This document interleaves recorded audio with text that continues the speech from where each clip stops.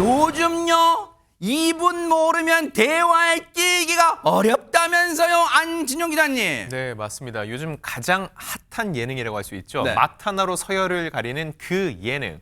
자, 그 안에서도 오늘 소개해드릴 주인공은요. 그 프로그램에서 최고령 참가자로 눈길을 끌었던 지금 저 사진의 주인공 와. 후덕죽 셰프입니다. 야. 후덕죽 셰프 같은 경우는 셰프들의 셰프로 불리는 인물인데 어머나. 일단 성이 독특하죠.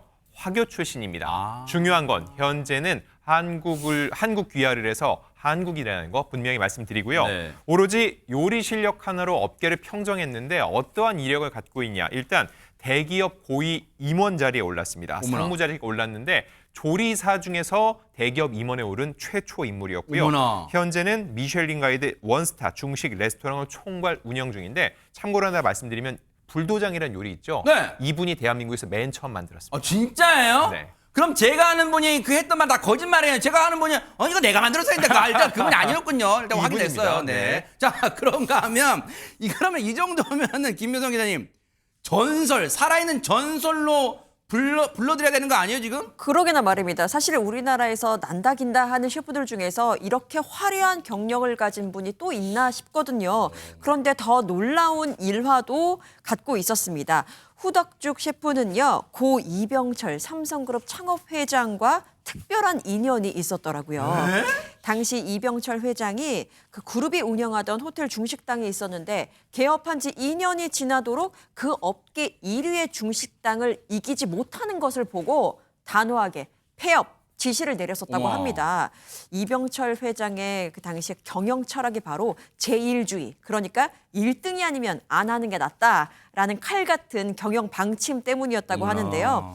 절체절명의 위기 속이었죠. 그런데 이 판을 뒤집는 사람이 나타났습니다. 바로 이병철 회장의 장녀 고 이인희 전 한솔그룹 고문이었는데요.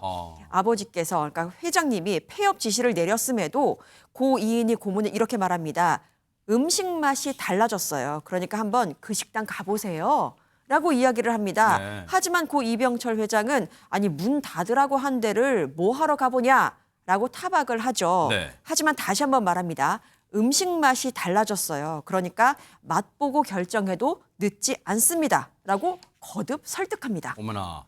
아니 근데 김현주 평론가님, 고 이병철 회장의 이제 성격을 좀 아시는 지금 이제 시청하신 분들 중에 조금 연세가 있으셔서 이병철 회장 스타일상 이거 용납 안 할 것 같은데 막 그러실 수 있잖아요. 그렇죠. 이미 이제 폐업 결정을 내렸죠. 곧 문 닫을 곳인데 뭐 하러 가느냐 이렇게 생각할 수도 있는데 네. 그럼에도 불구하고 일종의 딸바보가 아니었을까라는 생각을 해보게 됩니다. 어허. 이인희 고문이 이제 음식 맛이 달라졌으니까 가서 한번 맛 좀 보세요라고 얘기를 했던 것이고 당시에 주방장이었던 분은 폐업 신고가, 그러니까 폐업 지시가 내려온 이후에 그만뒀다 그래요. 그래서 당시 부주방장을 맡고 있던 후덕죽 셰프가 주방장 역할을 하게 됐던 것이죠. 그러니까 음식을 하는 분의 손길이 달라지다 보니까 손맛이 달라졌을 것이고 딸의 설득에 따라서 이 식당을 찾게 됐던 이병철 회장이 음식 맛을 보더니 이거 맛이 완전히 달라졌는데 어머나. 이렇게 감탄을 하게 됐다는 것이죠. 이야. 그래서 그 이후에 폐업 지시를 철회했다고 합니다. 아니 허준 변호사님, 이래서 사람한테는 살면서 진짜 기회가 한 번쯤 오나 봐요. 이거 대박 사건인 거 아니에요 지금? 앵커께서 항상 하시는 말씀 있잖아요. 기회는 도둑처럼 찾아오니까 그쵸. 항상 준비돼 있어야 한다고. 아마 후덕죽 셰프는 이렇게 준비된 사람이었기 때문에 그 위기를 기회로 바꾸고 그걸 잡을 수 있었던 게 아닌가 대박 싶습니다. 사건인데, 이게. 이후에 이 후덕죽 셰프가 이끈 중식당이 결국 업계 1위에 오르게 됩니다. 어머나. 그리고 이렇게 자신을 믿어준 이병철 회장이 너무 고마웠겠죠. 네. 그래서 항상 지극정성을 보이면서 음식을 해드리고 모셨다고 하거든요. 세상에. 그런데 이병철 회장이 건강이 악화돼서 식사를 거의 못하는 상황이 온 거예요. 어머나. 그랬더니 이 건강에 조금이라도 도움이 되는 약선 요리를 해드리고 싶어서 직접 중국과 일본을 오가면서 약재를 넣어 조리하는 약선 요리, 이 병증에 딱 맞는 요리를 찾아 나섰다는 진짜 거예요. 지극정성이었네요 진짜. 네, 찾던 식당이 중국에 있는 줄 알았는데 이게 일본으로 넘어갔다고 해서 일본까지 또 따라가서 어렵게 수소문을 해서 찾아갔다고 합니다. 아하.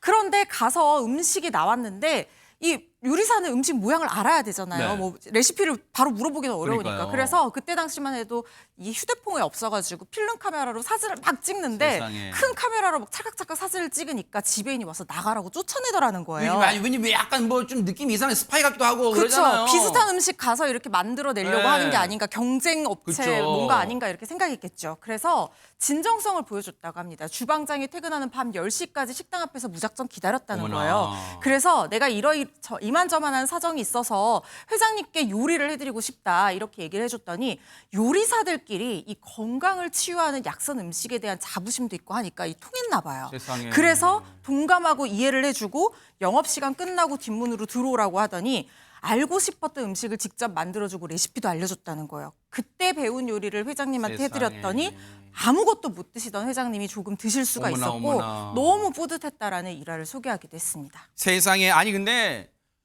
요리에도 진심이고 그리고 사람과의 인연에도 진심인 후덕죽 셰프. 근데 안진용 기자님 자신은 그 자리에 오르게 엄청난 각고의 노력을 했으니까 후배들한테는 나 따라오래 말았어 뭐 그랬을 거 아니에요. 그렇지 않았습니다. 아까 셰프들의 셰프라고 했죠. 네. 후배들이 먼저 존경심을 표하는 대표 셰프인데 제가 일화를 하나 말씀드릴게요. 아, 네네. 자, 천상현 셰프라고 있습니다. 이분은 청와대 셰프로 유명해요. 왜냐하면 1998년에 청와대 최초 중식 요리사로 발탁이 돼서 어허. 무려 5명의 대통령을 모셨습니다. 어머나. 김대중, 노무현, 이명박, 박근혜, 문재인 전 대통령의 식사를 책임졌던 분이죠. 오. 자, 그런데 이분이 청와대에 들어갈 수 있었던 데는 바로 후덕죽 셰프의 추천이 있었다는 겁니다. 어허. 자, 1998년에 처음 입성했으니까 그때 후덕죽 셰프는 이미 50세였고요. 네. 근데 본인이 들어가기엔 조금 나이가 많다고 생각을 한 것 같아요. 천상현 셰프를 추천을 했고 들어가게 됐다는 거죠. 지금 오른쪽에 계신 분이 천상현 셰프인가요? 네, 맞습니다. 네. 지금 이제 이 마스크를 검은 쓰고 마스크. 있는데 이번에 또 그 프로그램에도 같이 참여를 해서 스승과 제자가 경연하는 모습을 보여주기도 했었는데 공교롭게도 검은색 검고 희고 요리사 흑백 마스크를 썼는데 와 진짜 대박 사건이네요 진짜. 네. 맞습니다. 자, 그런데 이 천상현 셰프는 과거를 이렇게 회상을 합니다. 네. 후덕죽 셰프는 음식에 있어서는 타협이 없으신 분이다. 아. 제자에게는 엄하셨지만 그렇기 때문에 지금의 내가 있지 않나 싶다. 영원한 스승이자 롤모델이라고 했는데 저도 이 프로그램을 재밌게 봤거든요. 굉장히 인상적인 장면이 하나 있어요. 뭘까요? 후덕죽 셰프가 50년 넘게 길들여온 칼이 있어요. 정말 전장에 나갈 때 무기같이 굉장히 소중한 거죠. 네.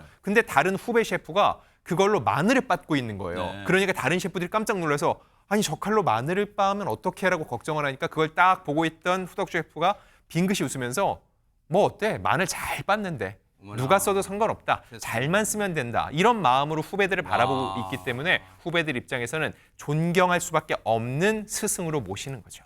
사람은 이름 따라간다잖아요. 후배들한테 후덕하게 인심을 베푸니까 많은 사람들이 롤 모델. 저도 후덕죽 셰프가 되고 싶어요. 롤 모델이 되지 않나 이런 생각해 봅니다. 앞으로도 우리한테 많은 요리로서 감동 주는 그런 모습 기대를 해보도록 하겠습니다. 멋졌습니다.